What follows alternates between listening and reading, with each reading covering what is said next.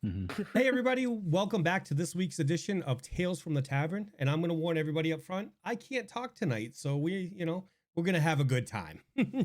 Everybody, I'd like to introduce the cast of tonight's show. We have some wonderful new people joining us, and YottsTwitch. Right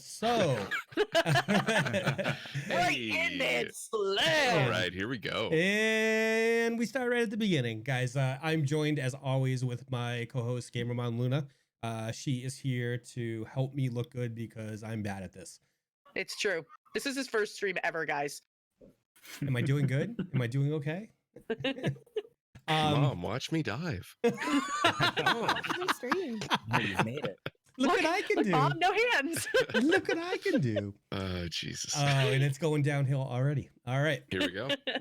So Gamer Mom Luna streams over at twitch.tv/Gamer Mom Luna. She is Eat Bricks in the Tabletop Tavern 1, and she is going to be playing in our upcoming Tabletop Tavern 2 game as well. Yes. She is a community manager for How I Nerd community, as well as she's okay. She's an okay person. So we keep I'm her all right. around. I need to work on my attitude. Say hello, Luna. Hello, Luna. Fucking done. I'm so done. She Hi, blindly everybody. follows commands really well, though. I'm really good at following directions. I see Decider is out there. Decider, we're gonna do a little thing a little different about the show tonight. We're gonna enhance it, okay? We're just gonna enhance it. Okay. We're also joined tonight by YottsTwitch. He's also a member of the Tabletop Tavern 1. He plays Mihai. He streams over at twitch.tv/YottsTwitch. And he's Canadian, eh? That's the truth. And we don't let him forget it either. And I'm sorry for it. Oh, there we go. The first sorry of the night. We should set up a sorry counter. We need a story counter. We should. Yeah, we should. I will ham it up so hard, though. I'll say sorry every fucking sentence to see what camera. We are also joined for the first time tonight by Candlous, who is also Canadian, but we're not holding it against her because I think she's the better Canadian in that direction up there. Oh, sorry, eh? She is a member of the How I Nerd community and has supported us for a very long time. So we really do appreciate her being here, and I actually believe she exists now, that she's a real person. So I'm real. Our special guests tonight are Sean, who is the dungeon master over at Paradice RPG. They are another streamer like us. They do tabletop RPG content, and I've been impressed with their content so far. And I was put in touch with him via one of their members of the show over there. And as you guys know, we like to bring really good content creators on the show. So thank you for joining us tonight, Sean. Absolutely. Happy to be here. And then also we are graced with Laerun from Fantasy Ground College. They run a community over there that assists with Fantasy Ground people, trying to learn the system, or if they have questions about the system, or if they want to learn advanced techniques when it comes to Fantasy Grounds. As you guys know, we support the product over here. We use it for all our shows. We'll be using it for all our upcoming shows. So big shout out to you. You guys are doing wonderful things over there, supporting the community. And I'm so glad we get to get you on the show, and hopefully we get you guys both back relatively soon too. So introduce yourself. Sean and Laerun, anything you guys want to say? Let the people out there know. Sure. Who wants to go first? Yeah, I'm really glad to be here. I know that it's very important to reach out and engage with the community, so this is a way and an opportunity to do so, but also to make some new friends and allies. And so I will defer to Sean. Yeah, absolutely. I'm really stoked to be here. I'm very fresh to the TTRPG community. We've been at Paradise. We've only been streaming since October, and it's already been such a fun experience to get involved in the community. I mean, everyone knows our cast member Shannon now, but Yeah. I'm looking forward to engaging more in the community, and this is a great first step. I think. Really happy to be here with all of you. Excellent. So that kind of leads us into let's start it with that. So you've been streaming since October. What are the what are some of the challenges or some of the highlights you've found since you started streaming in this space? Yeah, absolutely. I mean, the first challenge was none of us had ever done this. Like, I had maybe streamed like once a few years ago. I got on Twitch and was like, I'm going to play Overwatch. And then I was just like, that's it.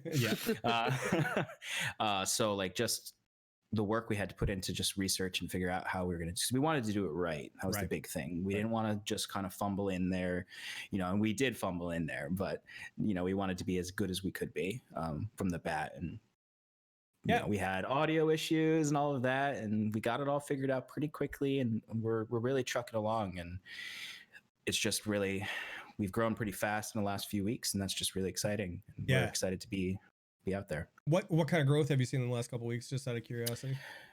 So like there was I just remember one stream where we were so happy to have anyone watching us, and then there was just one day where we shot up from maybe 10 viewers all the way up to like 35, and we were like, whoa. And I immediately got so nervous as the dungeon master. I was immediately like, all right, what are my voices? Are they good? Am I good? No pressure at all, eh? Right. All performance. Yeah. Man, if you get nervous, it just 2. means you take it serious, I think, which is like a really great thing. If you don't get nervous, or you know what I mean? Like, it's totally normal. Yeah, no, it's like, it's cool. Our audio sucks, it's totally cool. Like, and we went through the same thing. We went through a lot of the same growing pains. We spent a lot of time leading up to the show, testing audio, testing different programs, seeing what the best way we could present this. We took a lot of time. How many different video things did we try? At least 4 or 5. Yeah, we tried everything, and we ultimately settled on Discord again because of the audio ducking issues with the other programs. And it's an arms race when it comes to the best software out there. So I'm constantly looking for new ways to up the production value when it comes to audio and video. So speaking of production value, there's a running gag on our show that I never remember to plug my laptop in, and I forgot to plug my laptop in, so I'll be right back. Okay. Perfect. Guys, keeping it real. You gotta love that. He's nothing That's if not commitment to a consistent. joke. Yeah. Excellent. So, Laerun, how did you guys get started with Fantasy Ground College? Did you see a need there? Was it, and you decided to plug it, or how'd you get started over on that side of things? Well, when I was reintroducing myself back into playing role-playing game, I had already purchased Fantasy Grounds in 2011, and I had no clue how it worked.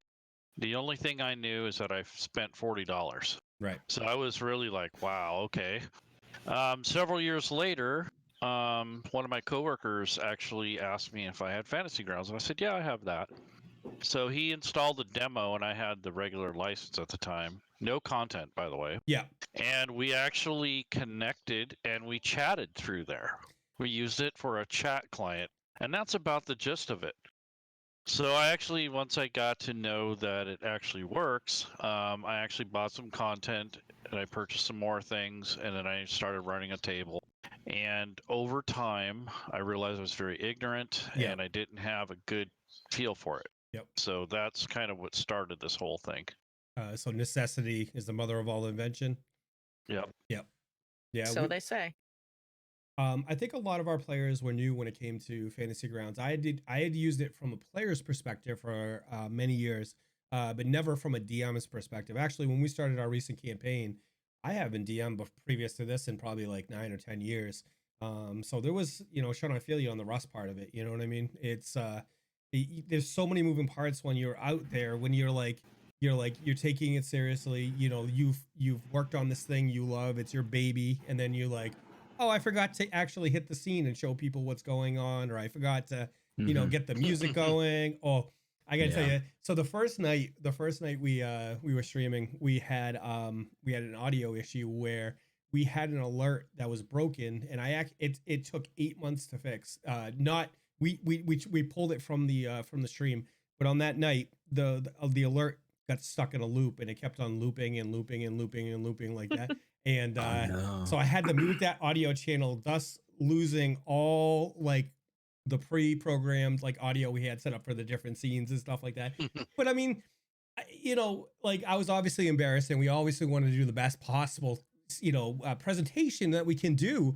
But rolling with the punches, I think in that scenario is what makes a streamer decent. You know what I mean? Like, adapting and making fun of it. Like we have a favorite streamer that we love. Has a great community, and it's a drum stream.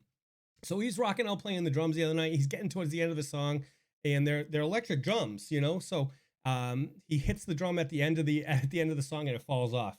And he's like, I saw that. He's Oh like- my god. he's like, You're talking about Floop, are yeah, you? absolutely, Yeah. absolutely. Dude, he's one of my favorite streamers right now. Yeah, hands That guy down. is awesome. Yeah.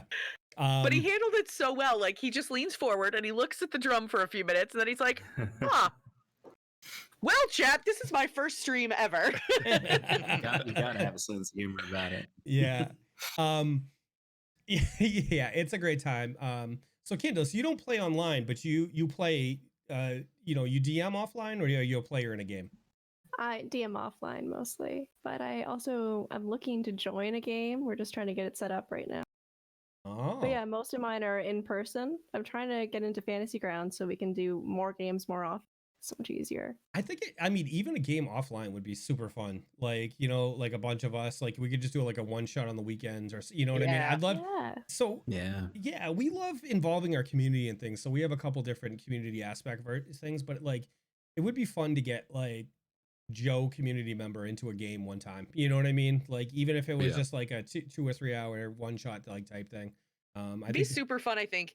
So one of the things that we have in our Discord channel, if you haven't had the chance to poke in there, is we have a channel for our community to come up with NPCs for our games. So there's one right now for Tabletop Tavern, and there's one for the Neural Nexus game that's coming up. And I think it would be super fun if people if we did like one shot sometime on the weekend and people were able to play the NPCs that they came up with. Yep. Yes. You know what I mean? Yep. Yes. That would be hysterical. So tell us about your campaign, Candlous. What's it like? What system? The last one I did, we're gonna revamp. It was one shot, one day, complete improv. So from no matter what you did, I had a basic maps, I had basics, caverns and things like that. So I just pick one out of the thing and say, okay, now we're here. Okay. And we'd walk through the town and they'd say, who do you want to meet? I'll give you 6 people in a tavern. And they'd say, pick the guy against the bar. And I'd just go, okay. And I pick up one card and say, his name is Gilbert and he likes sheep. Wow. So it had a base story, but all of it was just by the roll.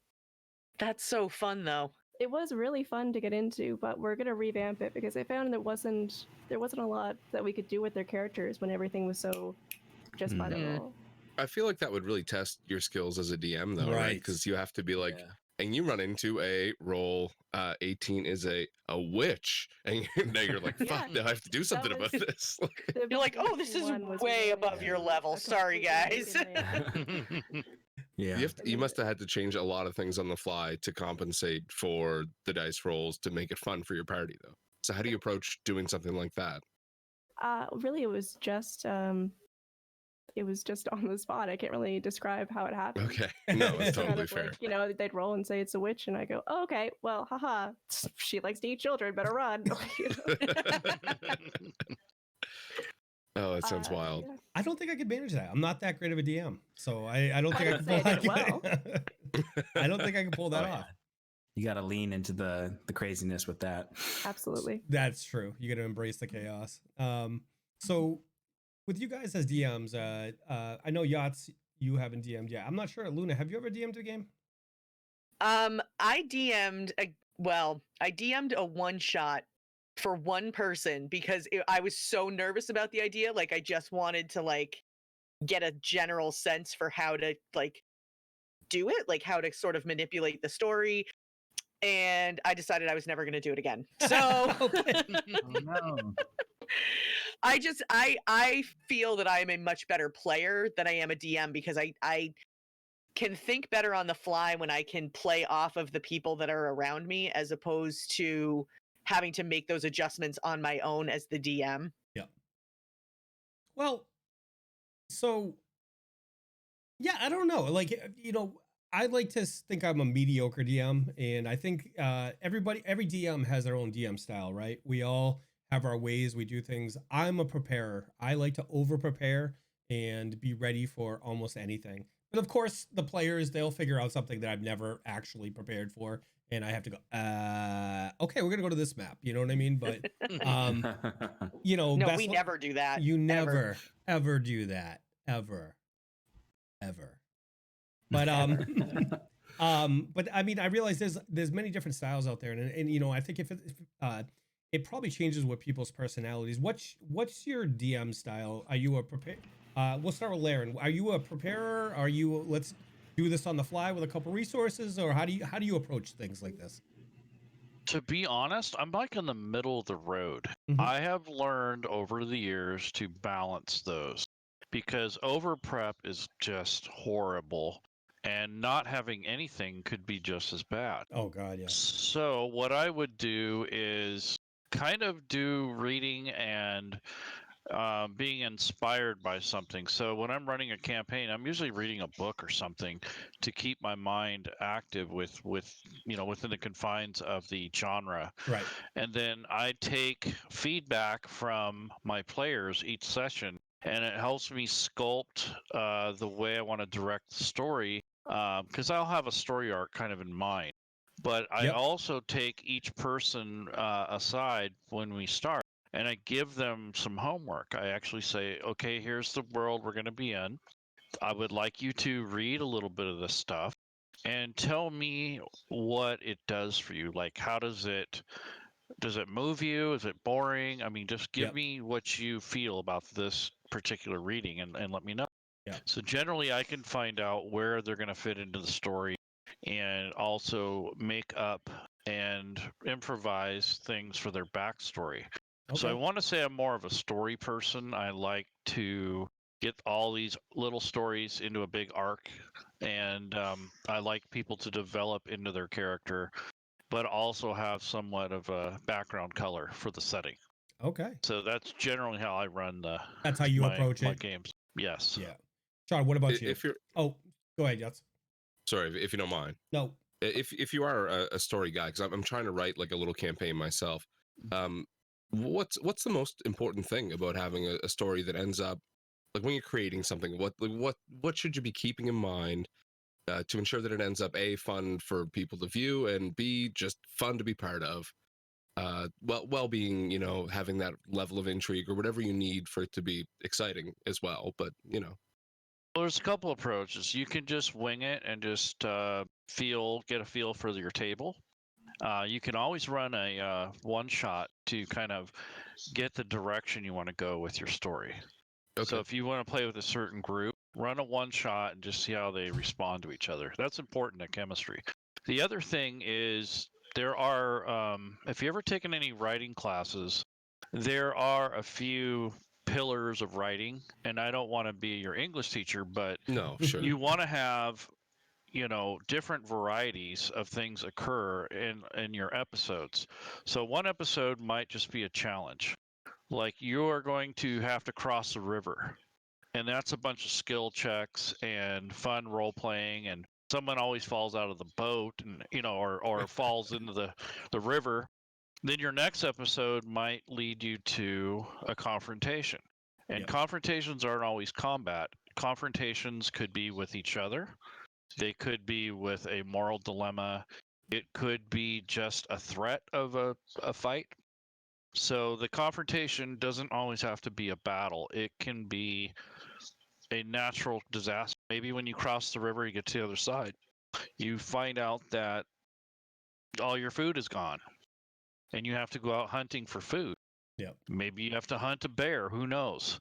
But the bottom line is that each episode should have a purpose, but it should also be fun. And if you all constantly have role-playing sessions or combat sessions in series, I think your team and yourself, you'll get very burned out. Repetitive. Yeah, it gets too repetitive. So you have to be able to mix that up. And also kind of make sure what you want to get done. You can use each session as a teacher or a tool for yourself to get an idea of what your party or what your group likes. Yep. and you do all those pillars of gaming, and you find out which ones stick, and then you just run with that. It sounds like a very fine balance of tension. Yes. Yeah. Yes. I appreciate your answer, man. Thank you very much. Sean, Well, what about that you? helps me. What's your style? So I mean, as far as like prep goes, I'm the type of person who wants to be the one preparing everything. I want to have everything prepared. I never have everything prepared. I don't think there's a way to ever have everything prepared. Yeah. It's like my goal is I'm gonna have, you know, this many pages of notes ready to go any direction they send me, but no, it never happens. I usually have enough to work off of. I'm very much world building heavy DM, so like I can rely heavily on that sort of non-session prep work, where it's like I know so much about this region of my world, so like anywhere they go, I have an innate knowledge there. So my prepping can be on the medium side, kind of like you said. Okay. Yeah, a little bit, because I also think it's super important to react to your players and to work off of them to a certain extent. Sort of hopping on that question you had. I come from a writing background in my studies, and I occasionally teach screenwriting classes. Giving players choices is the number one thing, like making them drive the conflict, drive the tension by having them make important choices is really where I like to live when I'm prepping scenarios, prepping encounters. For me, one of the most important things to prep, I'm really big on the world building as well. But random encounters, like one-off random encounters, so you can slot something in really quick, especially when you're live. And like having it built into Fantasy Grounds for me has been a wonderful thing, because I can be like, you can make like a generic goblin raiding party, or you can make like a woods encounter, or like a mugger on the street. You know what I mean? Like having those random things has really helped me in a lot of different situations where I'm like, I'm not exactly sure direction to go. But that is one of the best tools that I have personally found, and one of the things that is like an absolute bare minimum of preparation should have some random encounters. Something versatile too, generic, you know what I mean? Yeah. And you can add flavor to it as you go. Like you can say, you could change, you could have a random encounter set up as like 3 street rats, right? Or like, some like street urchins, right? And you could turn that from a combat encounter to like they're trying to pickpocket the party. You know what I mean? Like, having some good stuff with versatility has helped me a lot. You mentioned choice, which is one of my, it's a blessing and a curse, right? And here's my reasoning for that. Choice for a player is, my goal as a DM is not to lead them around by the nose, is to give people the at least some choice in the world. But I think from what I've experienced in my DMing career is, if you give too much choice, there can be almost like, I don't know what a good term would be for it. Be almost like, failure to flight type of thing. Like there's which direction do I go? But analysis paralysis is what you end up in, right? Right. Yeah.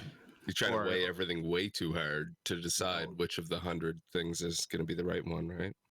Yeah, or lack of liftoff, like you're thinking of, where it's like, yeah, we chose this, but yeah, we want to go back.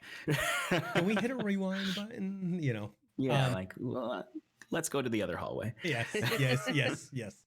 You turn the corner and you see an ancient red. We're just gonna go back that way. But, I'm just gonna close the door again. I may have tried that one a few times. Open it up. Yep, I see what's in there. I'm just gonna close the door. That didn't happen.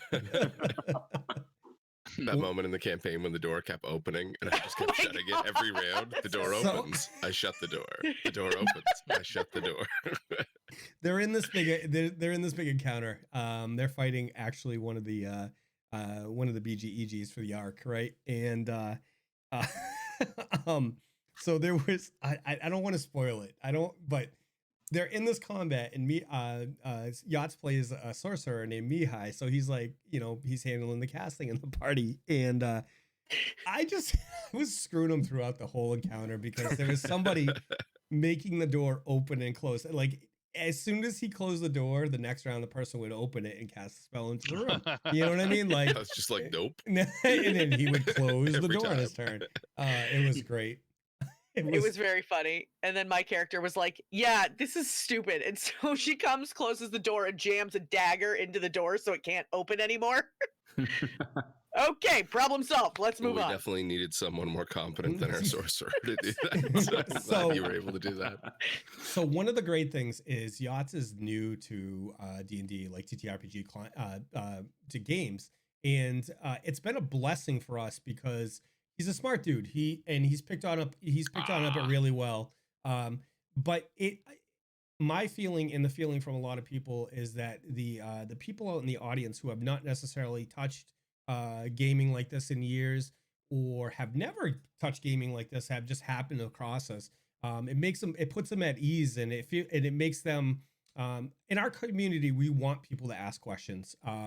We want that interaction with the community. We want them to ask questions, and Yachts having that lack of experience while doing a very damn good with a job with his character has been a very welcoming experience. What about you guys? Sean, are they all veterans in your game or? So everyone has a little bit of experience. Mm-hmm. No one's coming fresh to the table. But some folks in our group are of very limited experience. Okay. I mean, even myself and Shannon, we've both only been playing I've been playing a little bit longer than her, but she's been playing in our home campaign for a little more than a year and a half. Okay. So there's some freshness there.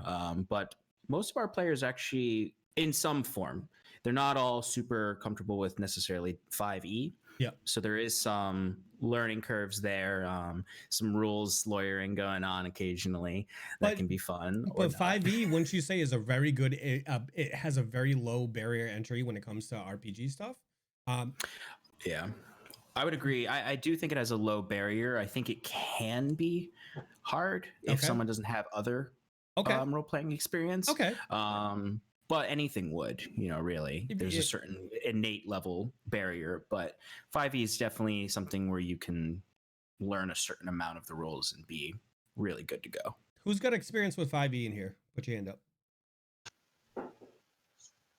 Oh, okay. Oh, Canada's out. Right? That's it, man. We didn't That's get it. We're building a wall. You got. I also have zero reference. Okay. I've only played 5e. Oh, okay. Okay. So we're gonna have to get Candlous and Yachts into a 5e game. Maybe Curse of Strahd. I don't know, something lighthearted like that. Yeah, just totally. The fact that I don't know what that is scares me. So Look around you. Do you 100%. see mist? Do you see mists around you by any chance? I heard wolves. Okay. Okay. Perfect. Oh, perfect. I mean, it is Canada, so there could be wolves anyway. But Right. Yeah. yeah, there are. So what? So you said you only had experience with 5e. What Candlous and Yachts was Pathfinder your only still your only experience? I was in 4e. 4e. I'm sorry. Ooh, people are upset by that. What's going on? I had a good time. No bueno. What? You can make anything fun. You surround yourself Yeah. with good people. You can make almost anything fun. But and I don't like to overall down a system because I'm sure there's a lot of people out there that enjoyed it. But my personal feeling on 4th edition was that they were trying to make it so that it can transition between a tabletop game and a video game. And they oversimplified a lot of things that I didn't agree. I didn't like the system that much.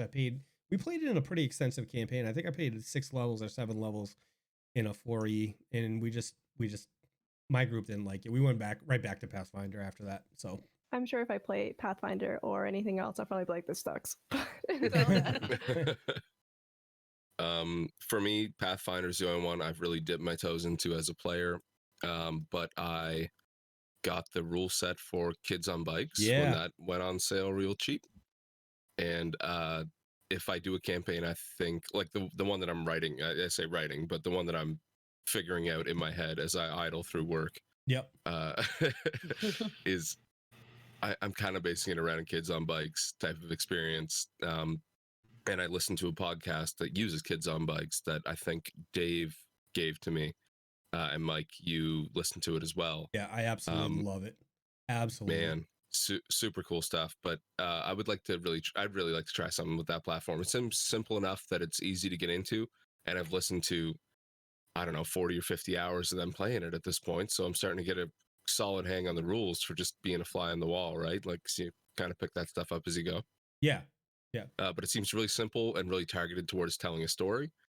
So I'm excited to try it. But as far as stuff I've played, it's just Pathfinder with you guys. Laerun, you were saying earlier that you started way back, right? Yeah, I started in the days of the old Red Box. Yeah. And that was a really simple system. It really shaped my current understanding of fantasy, along with a lot of reading. Yeah. But it also had that nostalgic kind of board game type feel, because you had the box, you had the crayon, you had the ugly dice that you had to put together. Yeah, no, well, you had to color the pip end. Yeah. Or the numbers with the black crayon, and it was so unweighted, so the dice, when you roll it, it was super like unbalanced. Yeah. So when you threw the dice, it would just always land on the same numbers all the time. It was just, I just remember the smell of the box and the stupid crayon, and all those things. So I'm an old timer too. I've been playing a very long time, and I've loved it. Yeah, we talk. This is a common theme when we on this show is we talk about, like, I've been playing a long time, and seeing this community advance has been one of the best things I've seen over the last couple, like the last 10 years specifically. TTP RPG has come into its own, and it's a wonderful thing. I look around Twitter and it's everywhere. It's, you know what I mean? I might be, kind of a little in a small echo chamber because a lot of the people I follow are TTRPG content creators, but it's much bigger. I mean, you can actually find these people now, as opposed to 15 years ago. You couldn't find people. The only people were doing it were like Wizards of the Coast and TSR and like all this stuff, but now there's a lot of content out there, and it's wonderful to see. You got so many writers out there that have had a story in their head for years, and now they get to tell that story, and their players get to break that story for them. But it's great. My favorite part of the game. I know, and that's why I didn't want Cawthon in the game, because he would have deliberately gone the opposite way from what we planned out. But so what are you guys' thoughts on a pre-compiled campaign versus like a completely homebrew campaign? What are people's thoughts on that? Anybody can jump in. I say yes. I'll play either. I've played homebrew, I've played prefab, I've done all of that, and I've had a great experience either way.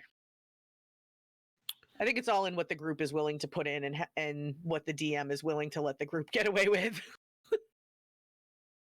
Okay. Yeah, I do the same. I think the modules that are pre-canned and set up for you, they give you a good starting point. Right. I usually run very sandboxy, so I don't really have to follow the script all the way. And I do a hybrid, so I usually play some homebrew mixed in with the campaign. And I just really use it for like the maps and the local color, the lore, and I just kind of try to weave it into my own homebrew stuff, so I don't have to follow the script, because so many people already know the end or the plots that are out there. If you watch enough podcasts and you hang around this community, you're going to know how that ends, unfortunately, or you're going to know how some of it goes. So there's really no way to keep it a secret. So the only way to really do that is to make it your own. And that's kind of what I like to do is put a twist in. And I get people that like to metagame, and they're like, no, that's not supposed to happen. Or they're, no, it doesn't go that way. So yes, I like changing stuff. It does now. Wow. Yeah. What about you, Sean? I've never actually. So I'm like, I haven't been playing that long. Only been playing for like 2.5 years. Yep. My first time I ever played, I was a player for like 6 months in a campaign, completely homebrewed. Unfortunately, the group kind of dissolved, just scheduling conflicts. So I immediately went into DMing after that. Yep. Because I wanted to play. That group wasn't playing enough, so I was like, "Come on, guys, we're playing." Yeah. And I was only ever introduced to homebrew. I knew the modules existed and the pre-can stuff existed, but I was like, "I'm gonna do it this way from the start."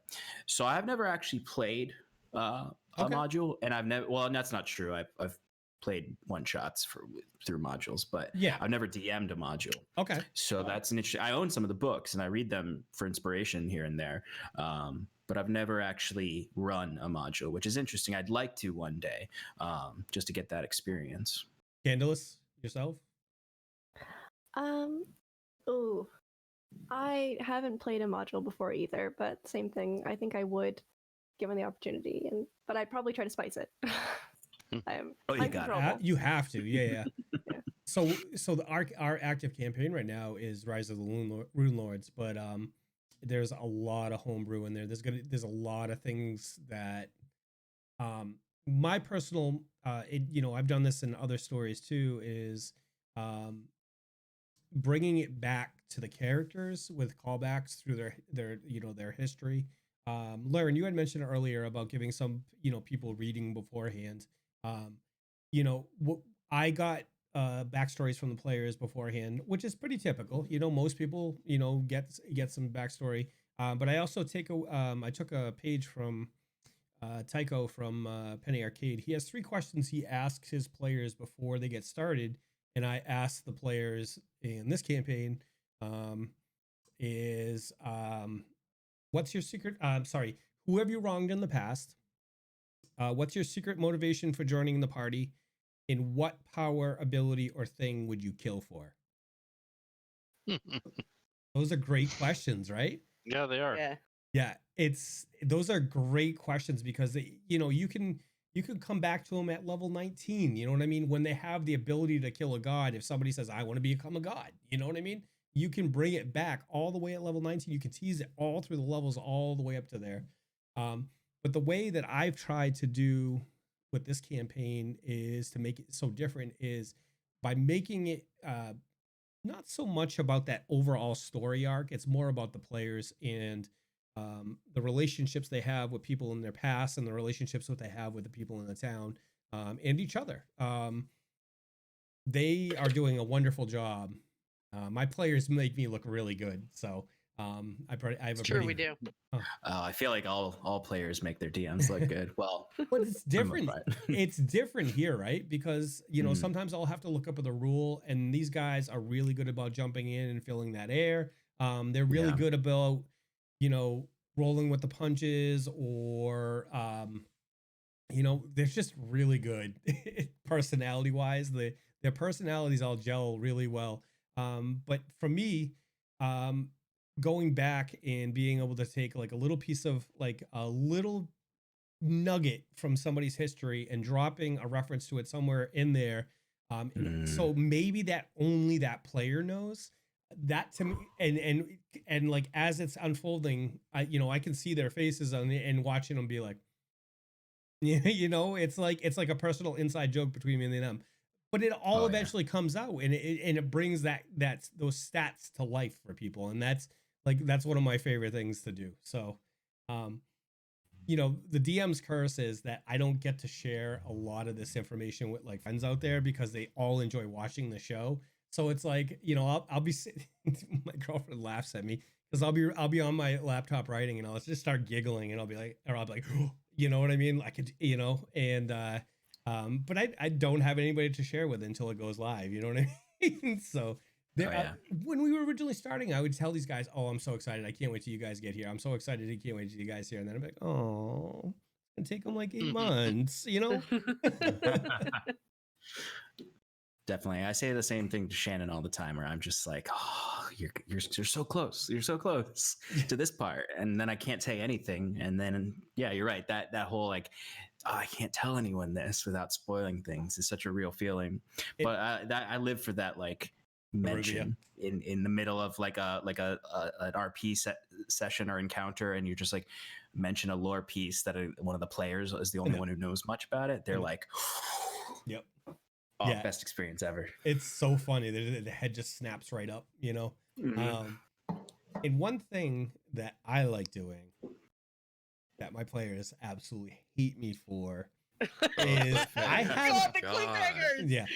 have a very uncanny ability to time the cliffhangers like at the end of every episode. So it's legitimately strange. I don't know how you pull it off. Like there's bound to be one you cannot get. And I'm really excited to see what you pull out of your ass for that. And it's so funny because like you can feel it coming too.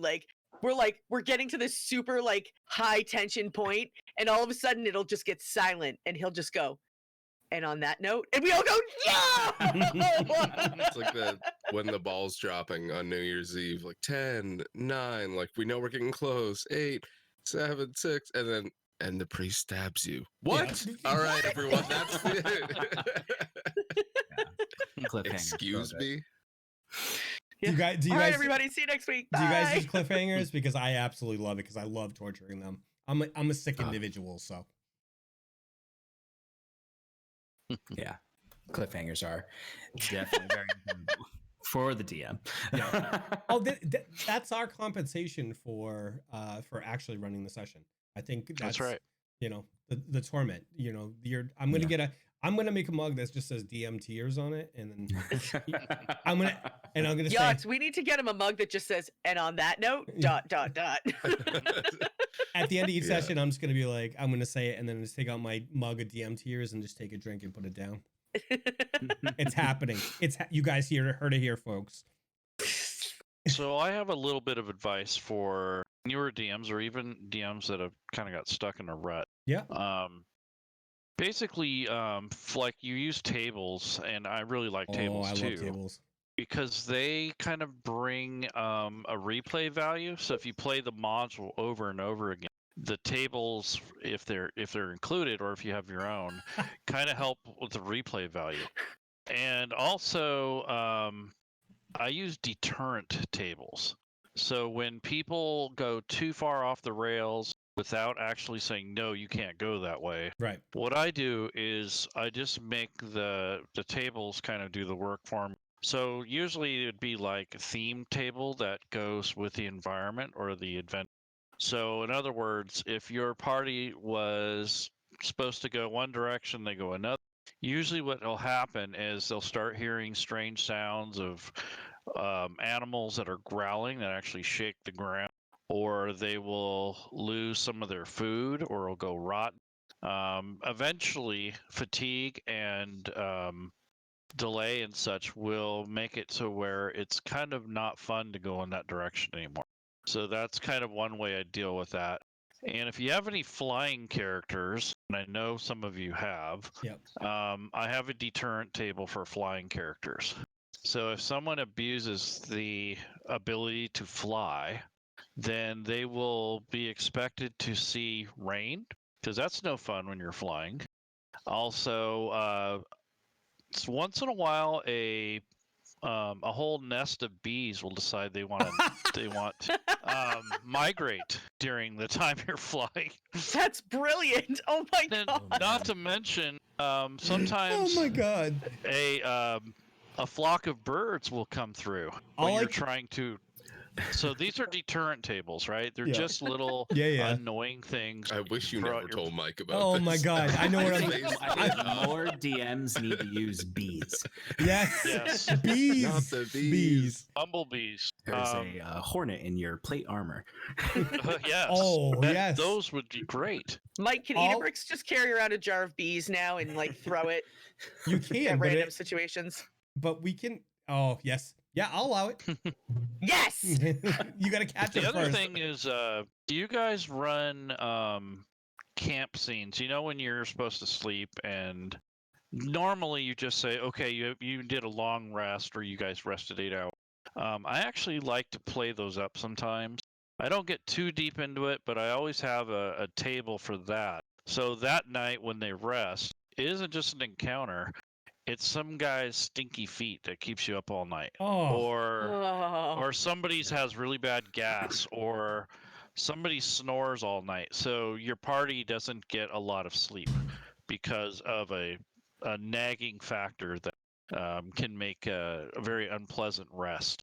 So if your party abuses the rest thing, where they're constantly sleeping for 8 hours straight, yeah, throw in that and have some fun with it, and it'll definitely make for an interesting encounter. People will remember it, and it's really not a battle. It's just people trying to get along with each other while they're camping. And I know what I'm talking about if you ever camped. Yes. We're going to be talking a lot more offline because I need to think of more imaginative ways to torture these guys. So I feel like you got some good ideas. What I typically do is when these guys camp is I do random encounter rolls per person per shift. You know, I come up with the established sleeping order and we have them, you know, but those are great ideas because you know, it doesn't always have to be a monster. It doesn't always have to be like a bear lumbering out of the woods or an orc party finding them and you know, an advanced scouting party or something. Like, I think the subtle stuff that it can even work even better. Like, just we were talking about it last week, but one of the best ways to screw with players is to change the way something that works in their world works. So like you go to cast a spell and it doesn't have the expected result. I think that to a player it can be even scarier than, you know, like a big monster coming out of the woods. You know what I mean? Because they're like all of a sudden they're like you've changed their perception of reality, and that's one tool that I'm going to be using. Spoiler. Because I thought it was a great tip. I thought it was a great. It is a really good idea. Yeah. I like to use camp scenes for like world building often. If I'm not doing some kind of deterrent. So like as simple as just, you know, like that's an aspect of real life, you know, being in nature is sort of things that inspire you or even terrify you in the night. It doesn't have to be, you know, a beautiful herd of deer pass by and they're glowing. Right. But, you know, even just like to give a peaceful moment, or I like in our home campaign with Shannon one time, she plays this sort of like a homebrew race of elves that are sort of like Aasimar elves. Okay. Blessed by a wilderness god of some sort. Yep. And hers is tied to wolves. So I just had this scene where classic wolves are stalking your camp, but it turned into this beautiful moment where Shannon's character, with this innate tie to wolves, like convinced them in a way to leave them alone, but the wolves then brought their hunt to Shannon, and her character like feasted with them in this very interesting RP moment that just could have easily been like, everyone wake up and let's kill these wolves. Grab the weapons, let's go. Yeah, I like that. But then you could, I mean, on the other side of that, like one of our players is a cleric of Desna, you know, and like turning the butterflies into an evil thing, and you know what I mean, like taking something like that and twisting it. I really like. I that's a great idea with the wolves because it ties into the character. It ties, you know what I mean. It's a solid tie-in. It expands upon the character. It brings life to an otherwise moment that could have been passed with like 4 random rolls. You know what I mean? Yeah, absolutely. That's a phenomenal thing. And it was her choice, really, because she could have just been like, let's kill these wolves. Candlous, I'm statting them as we speak right now. So she put in chat. She said Mike's brewing up butterfly bees. So I love it. Bosh just go butter bees. Butter bees. Bring your magic EpiPen. That's hilarious, Candlous. You gotta say this. You gotta no, you don't have to type it. You gotta okay. You guys have no idea how many jokes of Mihai's, like every joke that actually hit has been hers. So, she's messaging me like, "Oh my god," just you know, like it just has some hilarious line, and I'm like, "I'm gonna steal that. It's way funnier than I can do." So we one could, of the things we could bring Ghost Rider. we could bring Candlous in the show, and she could be your other person. She could be the funny part of your personality. Yeah, well, no, you know what that's she could kinda how it be? works She now, could be isn't your it? little familiar in your bag. Oh, I would love that. Yeah. That would be Yeah. hilarious. She could be our writer. If you want to help me with story, I'm all ears. Angela is a writer. Okay. I actually. Oh, I just do outed your write- name. Oops. It's okay. Sorry. And she That's lives all at this address, and her social insurance number is this. My mother's maiden name is. Yeah, My birthday. Sorry. So one of the things I'm working on now with the Cyberpunk campaign is my vision for the game was I didn't want it to start and be epic, especially with being a Twitch campaign. People get attached to the characters, and as if anybody's played a character to a very high level, at some point it becomes so hard to offer a challenge based on their abilities. You know what I mean? You have to change the nature of the challenges. But early game, I wanted them to start with like almost nothing. So the premise for the campaign is it's a cyberpunk retro wave Savage Worlds campaign set in Boston in the 1980s, with like that retro futuristic contrast. So I wanted them to start with very little resources and very little abilities, and like things like weapons are going to be well regulated in this dystopian society.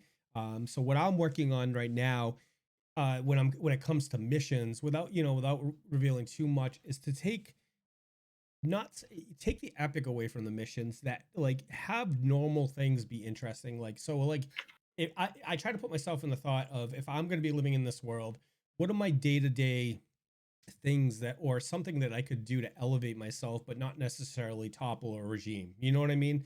So I've been out there looking for inspiration for things like that, and trying to build the world from that perspective. The difference between, I think, like a cyberpunk dystopian campaign and like a fantasy campaign is the majority of people out there, the bright shining swords doing, battling for good. In a world like this, where there's several shades of gray and like survival is a big thing, I think there's going to be more opportunities for depth. So if you guys were going to play a game like this, or DM a game like this, how would you go about like grabbing influence to to start at a smaller scale? Like, what kind of things would you guys throw in there? That's a good question. I would start with necessity. Yeah. Collecting food, shelter. Also, depending on what the world gives you in far as like the environment, protection, all those base needs that we need in real life. Yep. Would easily be translated into an adventure in itself. Mm-hmm. A lot of the campaigns I run, we often forget about the trip to the creek to get water. There's those sort of things that get missed a lot, and I think you could make a whole adventure, or at least some little fill-in scenes in between your where you use those smaller things to elevate yourself. So if you don't eat, you're not gonna last very long. Right. Yeah, and I think that's a really good idea. I think like from my point of view, like I said earlier I've had a story in my mind that I've wanted to tell for years. And so what we're doing is we're starting them at half resources. So in this world, they're supposed to start with X amount of credits. So they're starting with 50% of that. Some are starting with less. Some are starting with a tiny bit more because of story points that are going to tie in, which are really fun. But it's, I'm out there looking at influences, especially in the cyberpunk genre. There's so many influences out there. Oh yeah. There's such a wide space to, so like you had mentioned earlier that, when you're writing story, you're kind of like reading a book and, thinking about your world and stuff like that. So like, I'm rewatching Carbon Black. I'm rewatching, Blade Runner. I'm Ghost in the Shell. Yeah. All those heavy influences are going to have a part in this world. And it's super exciting.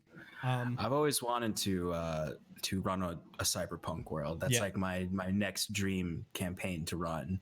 And like if I ever DM'd a new show for Paradise RPG, I'd want to do that route for sure. And when the things you were mentioning about it made me think immediately of, you're talking about influences, is everyone knows Margaret Atwood for The Handmaid's Tale, but I know her for the Mad Adam trilogy, which is this trilogy of books that are dystopic, near future, and it's really cool because if I were to be doing this campaign, I would be drawing heavily from that, because she explores like the world in these like hyper private communities that are not so evil corporation owns. And then like, the street side of things where there's like, there's these group of people who are kind of like druids, but really they're growing gardens on the roofs of abandoned buildings. I like it. And there's like cool things you could manipulate there to create that familiar vibe of, say, a fantasy setting, but completely unique to a cyberpunk setting. Yeah. And so that was one of the conversations we had with the players when we started thinking about this. Should we do like a Shadowrun where these races are integrated into our world, orcs, elves, magic, or should we our players wanted, the majority of our players wanted to migrate towards like a straight cyberpunk type world. But here's the thing. Here's the great thing about it, in my opinion. You can have things like magic based on technology. Absolutely. Like, to your point, you know what I mean? Like, obviously I don't want to give it too much away, but like you can, it's imagination. It's what you can do with your imagination and how you can bring that to life for the players. But I'm really excited for it because I haven't played a modern campaign. I did a D20 modern campaign offline, my personal group did. We did it about 14 years ago, or when like D20 modern first came out.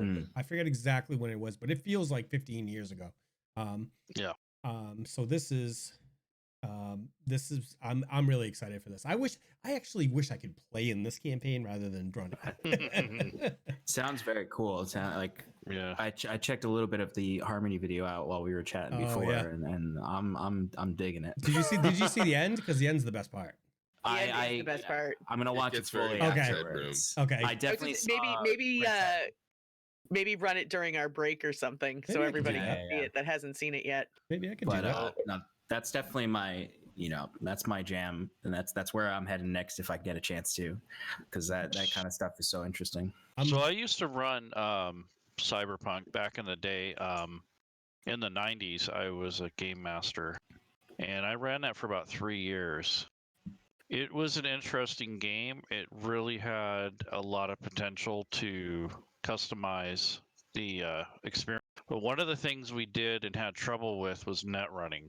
That was a really tough aspect. So what we had done is when we switched between Cyberpunk and fantasy games is that one of the interfaces that you had for a net runner was called the dungeon interface. So when we played D&D, it indirectly tied in with the net run. So our D&D sessions were our net running sessions in Cyberpunk. Okay. So if we achieved goals in D&D, we also achieved the net running goals in the Cyberpunk camp. Oh, that's interesting. So when we were playing D&D, we're actually indirectly reflected what we were trying to accomplish in Cyberpunk. So if you defeated the wizard, let's say, you actually got past the firewall. Yep, exactly. That's interesting. We have a community that we're really good friends with, Dice Giants, and they do a lot of Savage Worlds, and that's how I kind of got the influence for Savage Worlds for this campaign. But we they shared in the beginning that they had through a couple campaigns they had a lot of some of the problem was hacking. There was 2 issues with it. The person doing the hacking was, obviously the focus is on them, and you have maybe 4 or 5 other people sitting around waiting for that action to resolve. And then the other side of it was that with Savage Worlds being exploding dice based, so that means if you roll a d4 and you roll a 4 on a d4, you get to roll again, and that can keep on going exponentially. So theoretically, a level 1 character, they don't really use a novice character, but hack into the Pentagon. You know what I mean? With an insane dice roll. So one of the things we've done to combat that is stages of the hacking. You know what I mean? Like there's going to be very clear cut goals, and some systems just aren't going to be available to. You're not going to have the resource to actually do it at X amount of level. I never want to tell a player no. That's one thing that I've tried to avoid as much as possible. I'd never like telling a player no, especially when it's the theme of their character, right? We want our players to have a good time. My only worry is when it's campaign breaking at that point. You know what I mean? Yeah. One of the things that I like though about Savage Worlds, and you're going to be working this into Neural Nexus, is the dramatic task. And that's a nice way to kind of make the team work for whatever it is that they want to do. You don't have to say no, but they've really got to work for it. Right. Are you guys familiar with this mechanic? No. Okay. No. So they have these things called dramatic task, and I really like the idea, and I think it's going to fit really well. It's going to convey or transfer on Twitch really well because, like Luna said, it's these scenarios. These are bigger scenarios where, for example, our party's down in the sewers. Somebody tries to sabotage them. They pull a water grate loose and start flooding the chamber. Okay, so the dramatic task is initiated at that point, and I say to them, okay, you have 5 rounds and I need 15 skill successes in those 5 rounds for you guys to resolve the situation. All right. So if you think about it from this standpoint, obviously not all the characters are going to have engineering or repair skills or anything. You know what I mean? You could have somebody who's like legitimate, just like a computer guy. But as long as they can sell me or the respective DM on the rolls, like one character is like, okay, well, I'll go gather up. I'll go see if I can find any materials to help. Roll a notice roll. Hey, you were able to scavenge up this X amount of material to plug the hole, right? So there's one success. Yeah. So it brings about the tension. It brings about people got to work together fast, and I have a mechanic for it that's gonna make it all that much harder for them. So it's gonna be fun. I'm a big fan of that concept. Yeah. It's kind of like skill challenges that exist in D&D, and I really enjoy those because they are really great times for players to stretch their imagination in a very interesting way. Yeah, because I mean, like I said, you can even if you're in a hacking scenario. Oh, can I get you anything to assist? Or I can guard to make sure you're not interrupted. Or I can, you know what I mean? I can pull down the blinds so that you guys are, you can concentrate and nobody can see you from outside. Like there's any number of things. Like at that point, it's putting it into the imagination of the player to say, hey, can we get through this? So, guys, it's about 9:05, and I am going to offer you guys a break. What we usually do around this time is take a 5-minute break, run to the restroom, come back, and we'll be back in a couple minutes. So if you guys wanted to run to the restroom, I'm going to queue up the Harmony commercial, and we'll run that, and we'll be back in about 5 minutes, okay? Sounds good. Alrighty, let me kick you over there. This would help. All right, everybody, we're back from the break. Thank you so much for bearing with us during that break, and I hope you guys enjoyed. I had to try to force it in. I didn't have a scene set up for the commercial, but I hope you guys I hope you guys enjoyed that. And Luna is going to drop a link to that into the channel in case you guys. I totally am. You totally are. That's my cue. That's what. That's my cue. That's my cue. Thanks for bearing with us. So we're back. So one of the questions we like to ask when people come on the show is, what has been your favorite character during your RPG career? So I'm gonna call people out here. So Laerun, what was yours? I have to say a cleric. I played a classic dwarven cleric. He was really stout, really hard to bring down. The reason I liked him because his main job, and he still plays occasionally I bring is to keep people in the game. Very self-sacrificing support. I want to keep people up and playing. So when I play that character, it is probably the closest to myself as I can get for a player. Okay. So I like to be helpful, and that's basically the role I play. And that character actually is one of my favorites, and his name is Dorig Rockfist, and he is somebody that cares about the world, and he tries his best to keep people safe, and he tries to make sane decisions, and he's not always pleasant to be around. He's a little grumpy at times, and he usually gets stuck cooking all the time. So he he ends up being the camp cook. Okay. Everyone complains about his cooking, but no one wants to cook, so they're stuck. So they got him by default. Yeah. Awesome. And how long ago did you play him? When did you originally start him? Oh geez, this goes back to the mid '80s. Okay. I don't get very many opportunities to play, but when I do, that's what I usually play as a healer. And every time I make a healer, it's him basically. Okay. So there you go. Yeah. Sean, what about yourself? So I don't get to play too often. Forever DM. Forever DM for sure. So I've only had a few player characters. And I'd say my favorite one is I play a wild magic sorcerer in one of my home groups one shots that turned into a mini campaign. Okay. And the character is actually twins with Shannon's character in that one shot. But I like him because he's wild magic sorcerer, and I really wanted to lean into that, where he's overwhelmingly concerned with the people around him because of all of the different things that could happen. And I lean into it where it's not just, it's sort of, I want to do the RP wise, like little things can happen, and then the DM I play with is very generous with the wild magic surges. Okay. But no, I love him. He's kind of like Newt Scamander in in Fantastic Beasts. He's very nervous, very a bit antisocial, but he's got his sister who kind of brings him through it all. And it's just a really delightful character to play. Excellent. Yachts.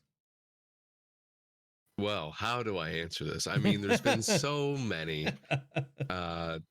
Okay, so in all fairness, I probably can't answer the question properly without just saying Mihai, the only character I've ever played. However, if I can just offer up something else, I am working on a side character. Okay. Who's a bit of a rowdy fisherman, let's say, and I'm just really excited to. Like a true down-home Nova Scotian boy. See, Off the boat. I was gonna say Gloucester. Love that. So he'll be a fighter. The next character you play on stream has to have that accent. That's the thing. I really want to work the silly Cape Breton accent into it somehow. Can you pull it off for the whole show though? Like consistently all the time? Geez, but I think I could. I mean, we could try figure it out, right, but I think I'd probably pull it off. Mihai's out. Never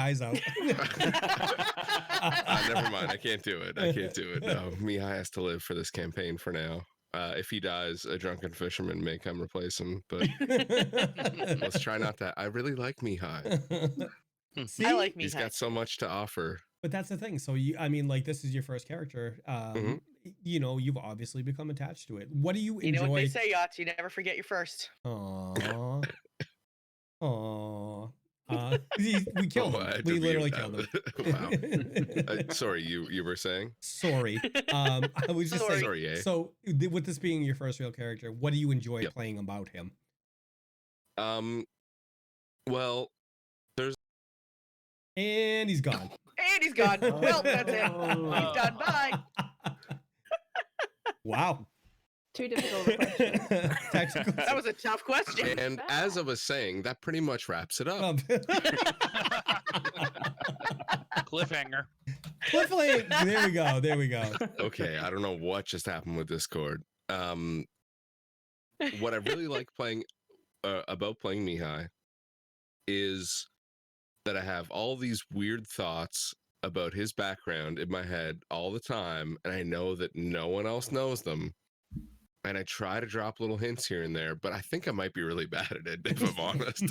But I'm trying, and there's so many funny things that will eventually come out about poor old Mihai that will really shape his character, which every week I look forward to that. You know what I mean? That little bit of like revisit with Mihai? Turnips. Don't get me started on turnips. Poor Jeb, man. Poor Jeb. Poor Jeb. God damn it. He didn't last 3 minutes. He didn't. The opening scene, he dies. Jeb was always and will be my favorite character. Okay. We can bring him back. We have the power. Jeb forever. We were ride and die homies. Just quite saying. Literally. Well, yeah, quite literally. Jack's in chat going fucking turnips. I give up. Okay, that's as far as I can stretch this answer. I'm sorry. Move on to someone else who can give you a real answer, please. Candlous. My favorite character was actually one I didn't get to play because we never finished the campaign for it. But his name was Mandrake Smitty. Okay. And he was a dwarf who was specifically a titty smithy. He made breast armor only, and he was traveling the world looking for the finest pair of honkers he could find. That's fantastic. That's awesome. I love it. I'm speechless. That's it. I'm literally speechless. Yachts is out. Yep. I told you she's everybody in chat, put a 1 for chat in chat if you want to replace Yachts with Candlous. No. 1's in chat, 2 for keeping Yachts. 1. No. Oh God. I expect to see a wall of 1s right now. They're awesome. It's only Candlous fair. minus 1,000. Here, where's a 1? I'll put in Floop's 1 too. There. Yep. All right, so I'm going to put everybody on the spot. I'm going to put everybody on the spot here too. Okay, who has been your favorite DM, and why were they your favorite DM? Actually, you know what? I'll lead off on this one because I didn't get the answer to the favorite character one because I don't want to say it every single time. So I had a guy that DM for me for a long time. His name's James. Really good friend of mine. We were actually supposed to play this weekend, but he bailed on us. We had been planning it for 3 months, so kind of a scumbag, but you know, he's still. So I played in multiple campaigns with him, or in multiple campaigns that he's run. But one particular campaign I really liked that he did. And this has changed over the years, right? Because the flavor of campaigns that I liked used to be all purely combat. Now I like the story. I like the intrigue. I like I still like combat. I still like, casting wild spells. But like what he did is he talked to all of us beforehand, and we were all on the kind of the same page. Undead campaign. Like from, the puppets that were pulling the strings were a trio of witches. It was such a good lead up, but he did a very good job about setting the scene in my mind. There's some people that just like gloss over the tail. Oh, you walk into a room. I consider him a really good DM because he could paint a picture for me of what he was thinking about and conveying that accurate to me. I'm not very articulate. I have a hard time with that. So that's one thing I look at James and I'm like, okay, if I want to progress as a DM, this is one thing I have to work on. So I'll pass this on. Luna. Well, geez, just put me on the spot. Why don't you? You don't have to say, magic items will still be given out at some point in your career if you don't. It's true. I know. You keep telling me this. Yeah. No, I've said it before and I will say it again and I will maintain it until I have reason to say otherwise. Mike, honestly, you've been the best DM I've ever played for. No, it's true. And it's because your ability to adapt on the fly. I always bring it back to that because I have played for a DM, and I've mentioned this in the past, but for people who haven't heard me talk about it, I've played for a DM who literally cannot run a story unless it's exactly the way he writes it to happen. Just very super linear. He's super linear, like to the point where I fought with him for 10 minutes in character because my character was a winged Aasimar who did not want to fly up 30 feet to look at something. And to him, it was so critical that my character did this, that she did this, that he literally fought with me for 10 minutes instead of just being willing to be like, okay, fine. Then instead you don't see this and you lose that bit of information. Okay. So I have a lot of respect for people who are able to and willing to work with their players and be able to manipulate the story like that. All right. You may get a magic item at some point in your future. Sweet. Check off another one in my box. I'll send the money over, the usual method. Okay. All right. Yeah. Cool. Usual method. Usual method. All right. Yeah. Sean. So I've only had a handful of DMs before Forever DM Syndrome. Yep. But of the most recent ones, I had this DM. His name is Michael. He's actually on Twitter, Michael Willoughby, and him and his channel are going to be running a new stream soon. Roll20 Media, or no, not Roll20, Dirty 20 Media.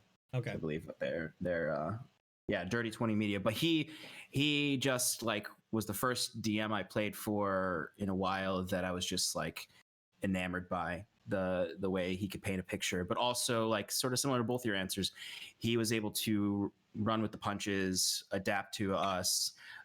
We did a 2-session one shot. Yep. And then the second session, which probably should have only been like a very short session, it just completely changed because we reacted to something in a certain way. And he could have done what your DM was trying to do, Luna, and been like, no, you have to do this. But no, he was like, all right, we're doing something else. Here we go. And it turned into such a memorable moment. And it was a really fun session. And I got to play the Wild Magic Sorcerer, and it was a lot of fun. Oh, same campaign. Okay, awesome. Cool. Yeah. That's super rad. Laerun. Well, I have to say the kid who introduced me to D&D was my first DM. Probably what's most memorable about that is even though he was about a year younger than me, or maybe half a year, he taught me a few things about the game that I've never forgot. One is it helps you with your homework, meaning math, reading, yep, social skills. He did mention that to me, which was very interesting for a person so young to know that. The other thing was the numbers on the 20-sided or the dice actually have some meaning. So we all know what 1s and 20s are, right? Those are fun. But when you make a skill check or an attack or any sort of roll, each degree or each number on that die is a way for you to tell a story. So a degree of success or failure based off of the range of numbers. Right. So he knew that. And one last point of this particular DM, his name's Jerome, is that if it hadn't been for him, I think that I would have had a different life. And the life would have been a lot of misery and a lot of boredom and even potentially a lot of trouble for me. Yep. So when I grew up, I had a really bad childhood. So D&D was a way for me to cope with life. So my, D&D favorite DM would have to be Jerome. Excellent. Candlous. I actually only had one DM my entire D&D career, which hasn't been very long. Okay. So that would make sense. And he's great. I look forward to all his campaigns. So. What do you like about him? Well, like what do you like about him that he does well? Very into backstory and very into making sure he plots everything out. Okay. So all the stories seem to flow so well and that kind of thing, you know? It just sort of everything. I don't leave a session feeling like I didn't get out of it what I wanted. Okay. That's a Nice. that's a hard task to deliver on every single episode. That's or every single session. That's like a really hard thing to deliver. So kudos to him. Yeah, for sure. Yachts. Well, I feel like you're setting yourself up for a pat on the back here, bud. But I Magic think items it's at got to be stake, you. Yachts. Here, let me get that for you. Right there. No, man. When you originally contacted me to be part of this, I told you, I don't know, I'm pretty nervous about that. I have zero experience, whatever. But just the fact that you made me feel comfortable enough to do it and get me involved in something that turns out I really friggin' enjoy. I really appreciate that, man. Thank you very much. Only one DM, but by default, the best. How about that? Okay, I'll take it until you have another one. Well, I appreciate it. I mean, it's kind of a loaded question, but I just, you know, like, I like to hear from other people what makes a good DM. You know, we all have opportunities to grow, you know, and opportunities to learn. So, you know, if we can get feedback and, you know, on what's good, you know, maybe that's the direction we can win. I saw a question out in the community. What's it been like DMing for a mixed group on Twitch, and how much fun have you been having with it? How does it differ from regular tabletop? So let me start with how it differs from like regular tabletop for me, at least. So there's a lot less pressure when you're you're in a game with your buds sitting around. There's a certain level of pressure. You hit that go live button, you know, you've made sure all the cameras are right. And it was actually just brought to my attention that I spelled Yachts' name incorrectly on his border. So, you know, it is what it is, right? Like, we had talked about earlier about it rolling with the punches, right? Look at like, that. yeah. But he you know, Yachts TW Witch. Canadian, whatever. Doesn't matter. I mean, it's things like that. It's like rolling with the punches, and like it's a little, you know, in a home game, it's a lot easier to say, "Oh, I fucked that up." You know what I mean? Like. And go back and bring it back. When you're on stream, you're trying to tell a cohesive story, and you want it to flow really well. So it is, you know, what it is when it comes to that kind of thing. As far as my enjoyment, I've been having a blast. I was really kind of apprehensive about how I thought I was gonna do when it came to running it, and I don't want to toot my own horn, but I think like I'm evolving as a DM, and I'm getting better as I go. And like we you know, we do these postmortems after we do every episode, and we kind of go over things. And it's been a wonderful thing. But like I said, I have a great group of people, and not just the people on stream. I have a great group of people out in the community that help us make this such a wonderful production. So we've had a lot of help. So it's been a lot of fun for me, not only working with the cast, but it's, you know, the players behind the scenes that do our art, that, you know, help write story, or, you know, help moderate the community, or keep the, you know, the story going. This has been an absolutely great experience for me that I would not give up for anything in the world. So it's, I don't know if anybody wants to answer that question as well with their respective communities, but Sean. You get a magic item, Mike. I get a magic item. Yeah. Yeah, I mean, I'd have much a similar answer. I mean, there was always an aspect of my games where there was like a remoteness. We always had at least one player who was somewhat remote, right, and logging in. So that thankfully I had that experience before jumping online and having entirely remote. But it has been an interesting experience, and I think streaming has thoroughly improved my DM ability. Just having that level of I don't want to say pressure, but, you know, kind of pressure is helpful for honing your muscles. And because I think about the first day we streamed, and I was like, I was so nervous. Yeah. No nerves I've never experienced. I always have nerves before a D&D session, even with my home groups, right, where it's more relaxed. But that first stream session, I was like, Oh my god, I might throw up on stream.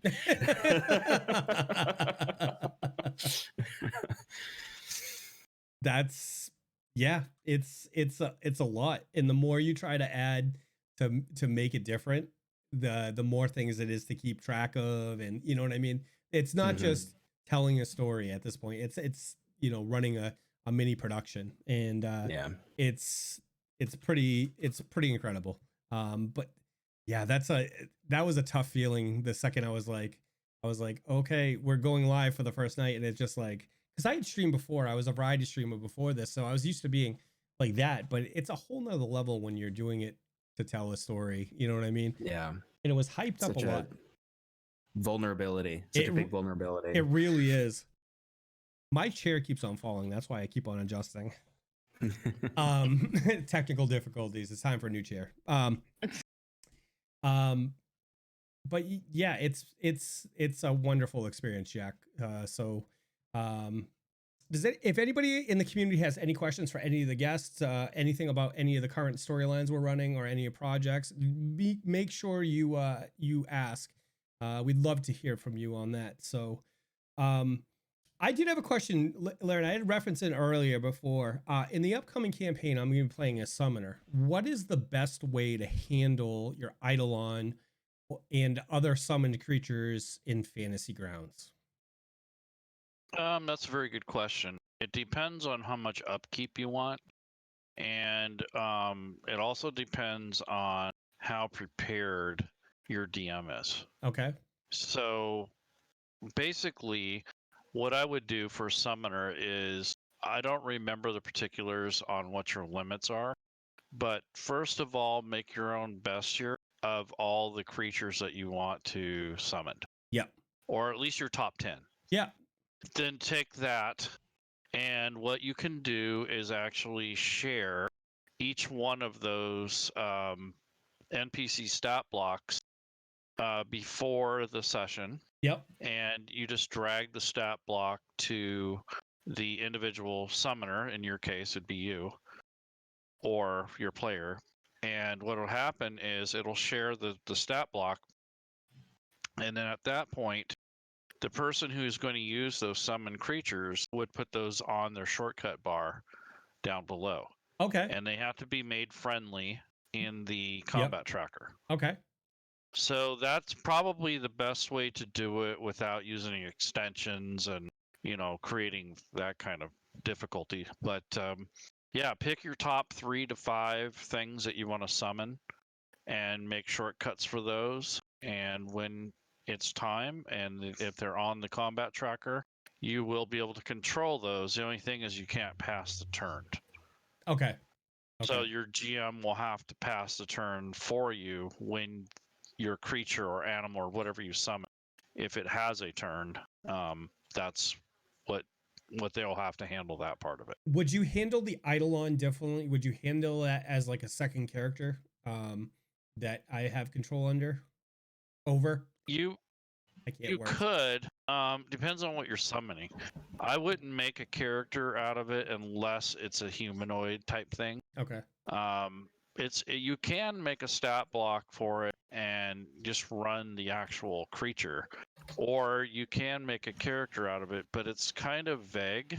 It's not all together there. You'd have to build your own sub-race and class, and it'd be very difficult, time consuming. Okay. So you're better off just running the NPC stat block. Yep. And when your DM shares that with you, you can control it and run it just like a second character off the combat tracker or off the stat block itself. Okay. So that would make it a little easier if you prep that ahead of time. We had planned to test it out. So Decider, we got some time. We got some playing to do. Yep.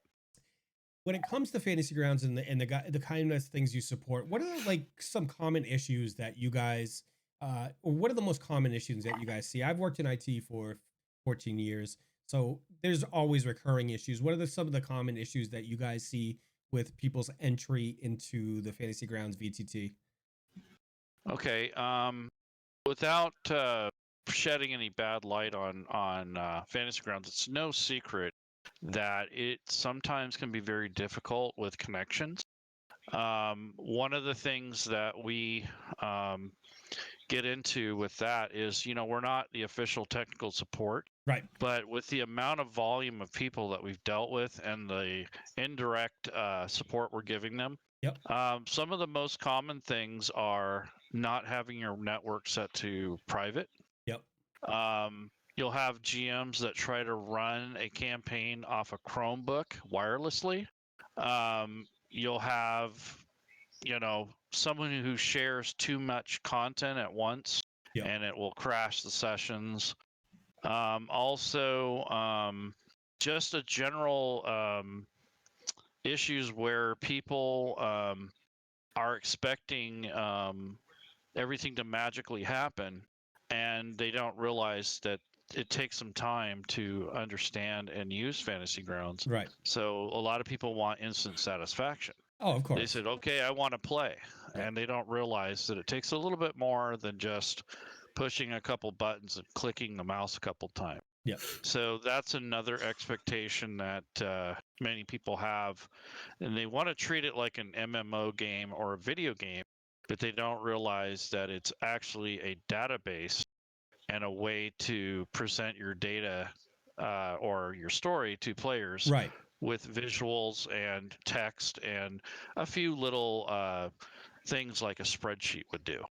So it's really not a video game. I think newer people kind of expect it to be. And the other thing is the technical side of things, where a DM will go out and buy a whole bunch of stuff, and then he realizes he can't have anyone connect to his table, right, because he doesn't understand how to either set up port forwarding, or doesn't understand how the VPNs work, or whatever the situation might be. right. But those are common issues that people have. And then also audio issues. Most people come in with broken headsets. Yep. Their batteries aren't charged. Or if you have Discord up and running already and you plug in a device, there's potential that your computer hasn't selected the correct input and output. So they can hear you, but you can't hear them, or whatever the issue is. Okay. So that's very common. Okay. So if you are using Discord, make sure you plug in your device before you start Discord. That way it will select the input and the output correctly. Okay. So those are things that people tend to miss. Yep. We go through this every day in the college. So these are very common issues. Excellent. Well, that's good to know. I mean, I have a technical background, so the port forwarding, that all came really easy to me. For me, it was more about how to navigate through the system, how to, set up custom roles, things like that nature. I would love to. Do you guys have like a best almost like a best practices or a top 10 tips and tricks type document that we could check out? That's funny you said that. We just published one. Well, not we, but the community just published one on the DMs Guild. It's free. Okay. And it's like 100 Fantasy Grounds tips. It was just published today or yesterday. Oh, excellent. But a lot of those tips are kind of obscure. Like, most people don't know they exist, or that's the more stuff I'm looking people for. Yeah. Yes. The other type of best practices are, start small, work your way up. We kind of teach that in the beginnings of Fantasy Grounds. A lot of people think they have to go out and buy all the content. Mm-hmm. There's certain things that people make over and over and over the same mistakes, like character building. In 5th edition, there is a certain order that you have to build your character in. If you don't, the calculations don't turn out correctly. There are all kinds of syntax things that can be added to make your experience quicker, especially with combat. You can probably shave off about a third, at least, of the time it takes to resolve combat once you understand how it works. Okay. And there are ways to automate probably about 85% of the things that can happen during a combat encounter. Excellent. You see, and that's the thing. I'm trying to, advance my knowledge. We use it to a degree, and I always try to use it better. You know what I mean? So that's a great document. I'm gonna have to find that after we get off this and check it out. Shaw, what do you guys use over at Paradise? We're a bit old-fashioned. We use Discord for presenting ourselves. We don't use any digital platforms right now for presenting anything like combat. We have a battle cam. It's partially comes from I have a deep drive for crafting. Yep. And I build a lot of custom terrain stuff for our sessions. So it's just a big part of how I DM typically. Although I haven't experienced Fantasy Ground. I'd be very interested in trying it out. I've experienced Roll20 as a player. Yep. But over at Paradise, I have my dining room is essentially just this studio. Excellent. Every single session, I get home from work and I'm like, all right, let's get this set up. Yep. Let's get this light up over here. That's if you ever want like even like a quick demo, like I'd be more than willing to sit down and boot up the campaign and just have you connect, and I could give you like a mini tour. I would love. I love this product. You know what I mean? He does. I absolutely love Fantasy Ground. It has made my life so much easier. When he decides to get out of IT, I think he's going to go into sales for Fantasy Ground.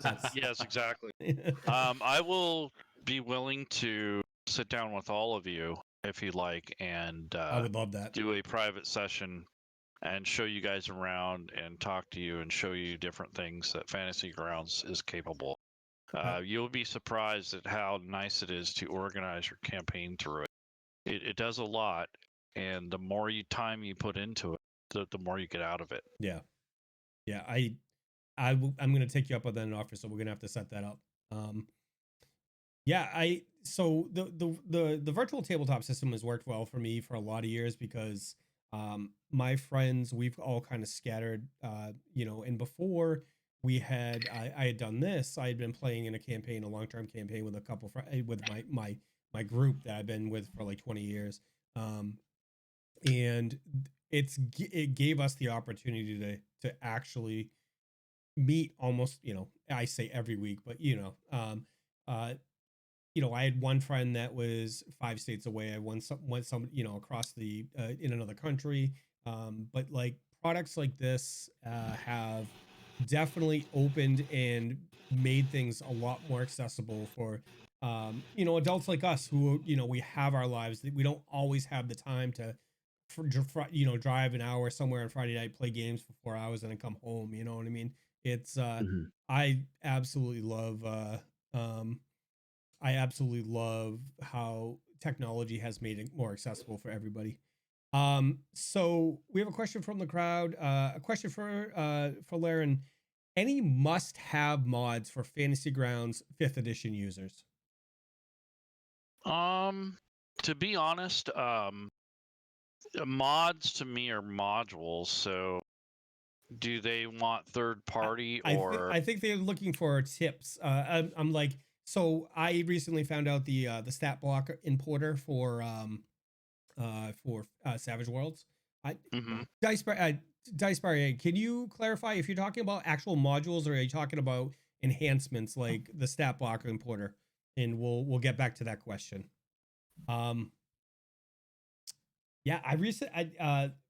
Luna had tagged me in a post from like 6 months ago, and I think it was actually from you guys talking about Savage Worlds and the stat block importer, and I finally started playing with it yesterday, and I imported 100 NPCs into the new campaign, and I'm working on. Oh yeah, yeah. He and I were talking about something last night. He's like, "Wait! I got to show you this." He's like, "Look, I'm gonna highlight this, and then boom, it's right there." There are a lot of good tools out there. It's just a matter of what you're trying to do.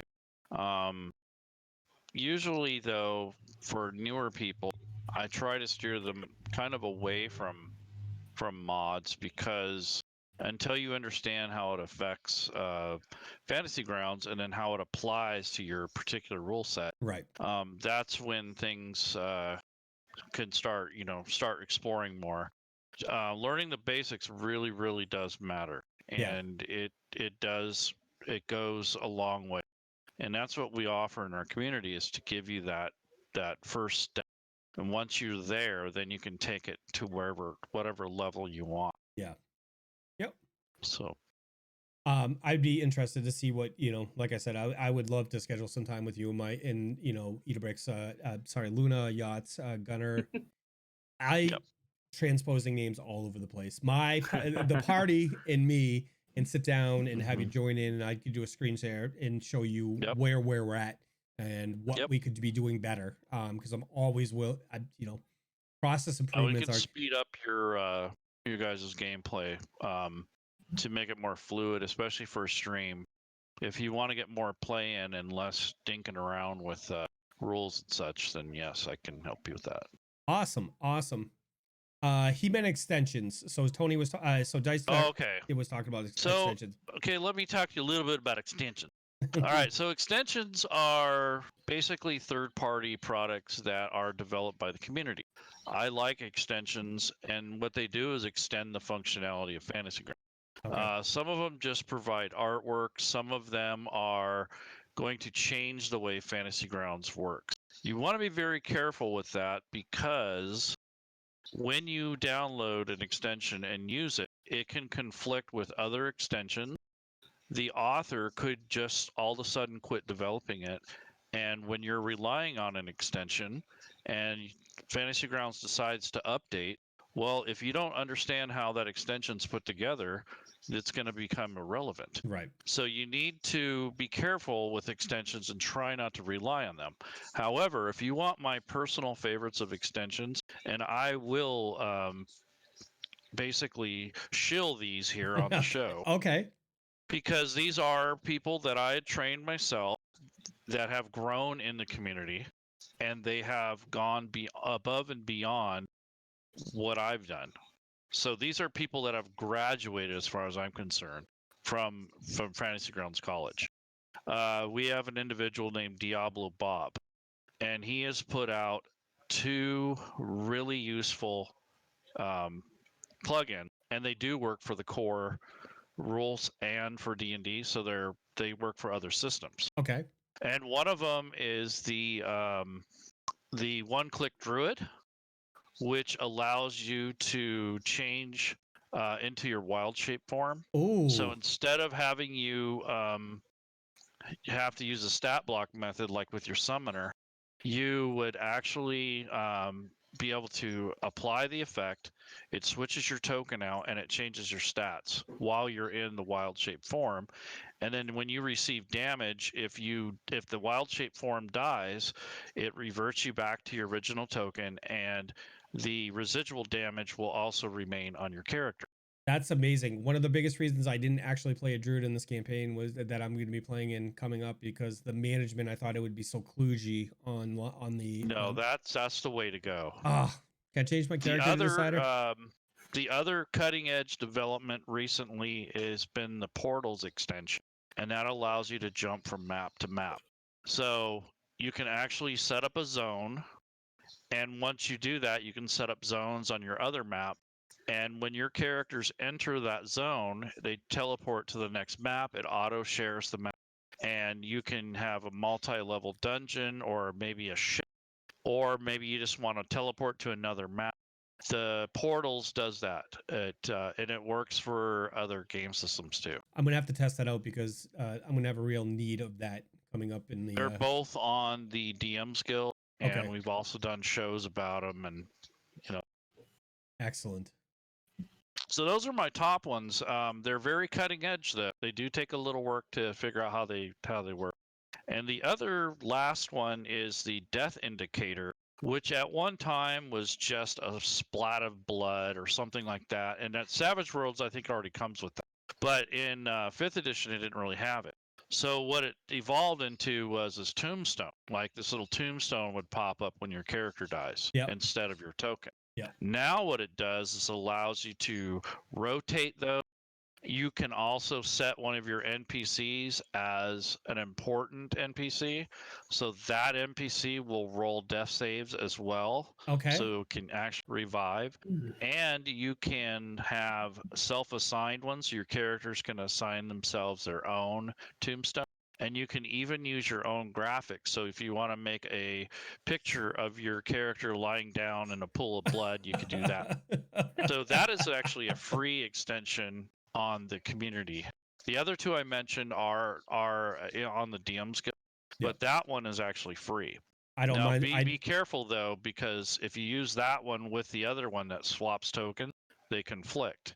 So when you use extensions, make sure they don't do a similar thing. Yeah, because they can break the game. And we don't mind supporting people who put great products out. So I'm absolutely in fan of that. Yep. Guys, we're getting towards the end of the night. I wanted to give a personal thank you to everybody except for Yachts for coming out. I disrespected him.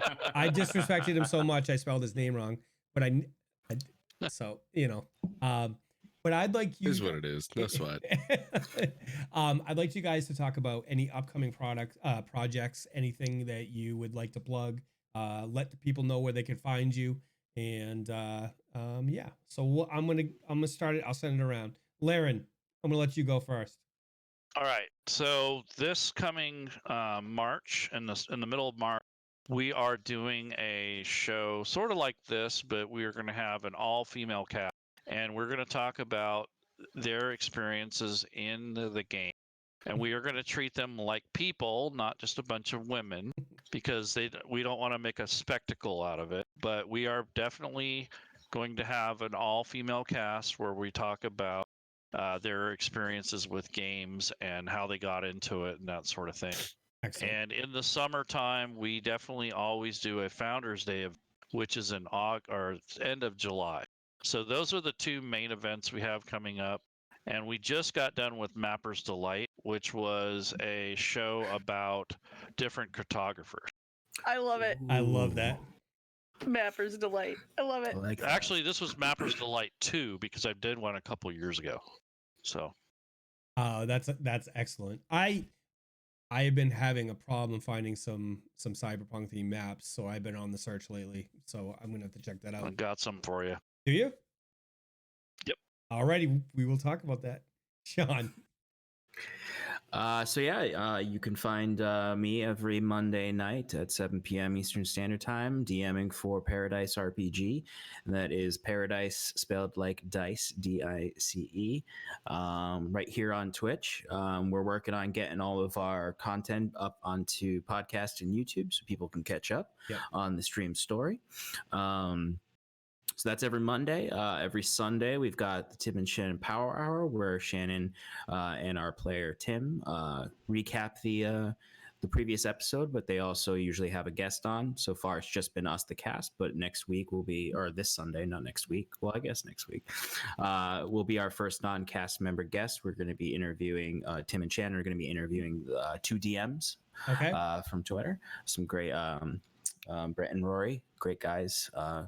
Who host a podcast talking about DM tips, and they interview people in the community as well.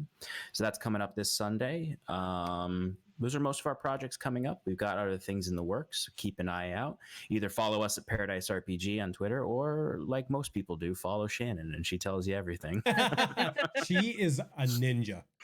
I don't know what's going on. Straight but it's ninja. awesome. She's a straight ninja. She is a social media ninja. Like I picture her like in the bushes, just like, hey. Right. Yeah. but that's where you can find us.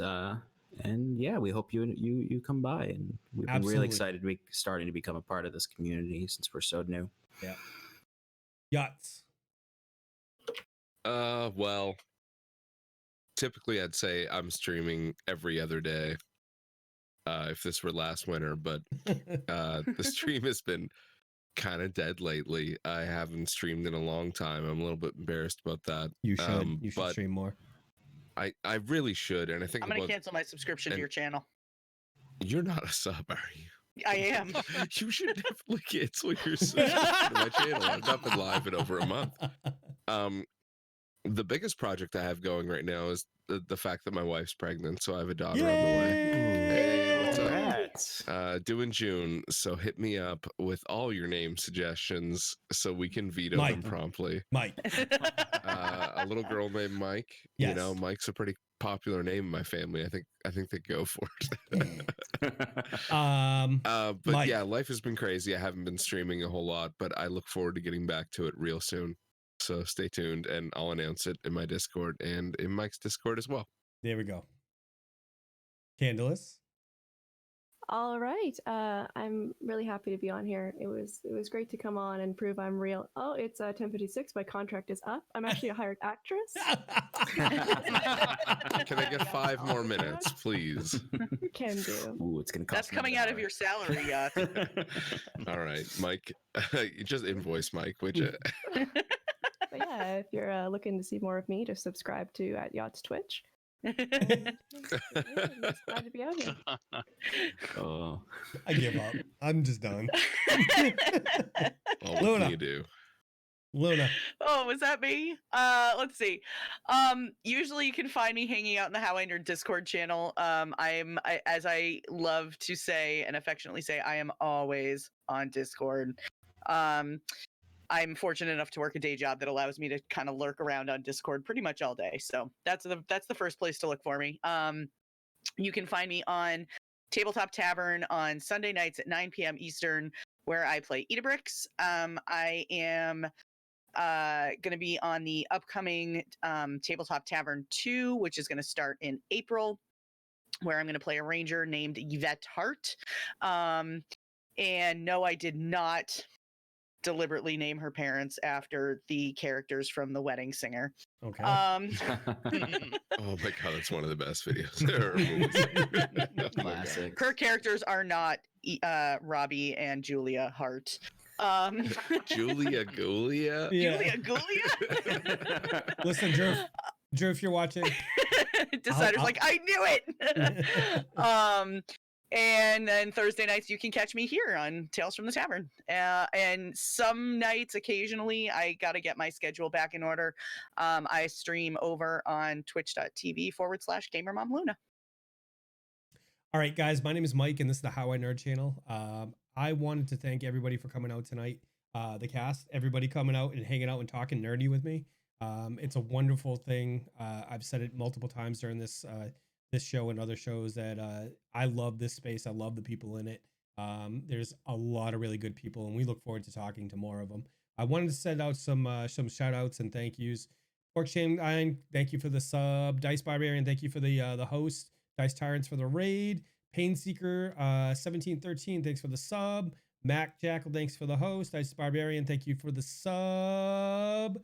Thank you for the follow. Tay Summerford 1992. Fantasy Ground College, thank you so much for those 100 bits. You are very generous, and thank you so much. I meant to mention that tonight. You are extremely generous to us, and we really do appreciate it. To all the new people that have come in and joined us tonight, thank you so much for being a part of our community. And you know, you guys can spend your night anywhere in the world you want it, and you chose to spend with us. So thank you so much. You can look for me every Sunday night at 9 p.m. Eastern Standard Time at the Tabletop Tavern 1. Monday nights coming March 16th will be the release of Neural Nexus 0. That'll be at 9 p.m. on Mondays Eastern Time. And then Wednesday, what time are we doing, Luna? 9 p.m. Eastern. Wednesdays, I will be playing in the Tabletop Tavern 2 as a summoner. And I look forward to making Decider cry as a first-time DM. That's my goal. Live on stream. So you guys should tune in for that. I mean, he tried to kill you on stream with the whole Ninja Turtle thing. Oh, my fucking Christ. Yes, he did. All right. So thank you, everybody, for coming out. If you're new here, give us a follow. Come back and check us out sometime. Otherwise, I'm going to kick it over to the ending screen, and we're going to run some credits, and we're going to sign off for the night. So thank you so much, and we'll see you guys this Sunday at the Tabletop Tavern.